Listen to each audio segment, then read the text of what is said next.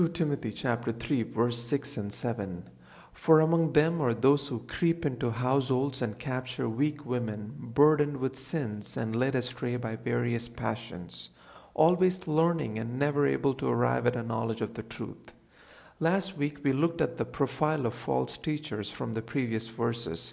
Now we see their ministry.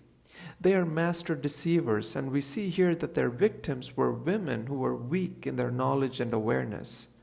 None of the 18 descriptions we saw about the false teachers would be flattering to women, yet they could target such weak women and take advantage of them.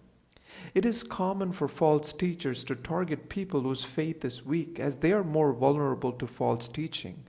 So the church has a major challenge at hand, not only to protect such people from hearing false teaching, but more positively to equip them to be able to withstand it. There is no evidence here that these false teachers were ordained elders, and according to previous verse, they have the appearance of godliness. And so they are able to creep into houses and take control of weak people. This is an important note for those who want to meet up in houses in the name of Bible study and godly fellowship without the knowledge of elders or church. The immature women described here were burdened with sins and led astray by various passions. Their consciences were burdened, and thus they gave ready ears to impostors who promised to ease their guilt. Their unconfessed sin stood between them and God, and this gave room for false teachers to creep in and take control of them.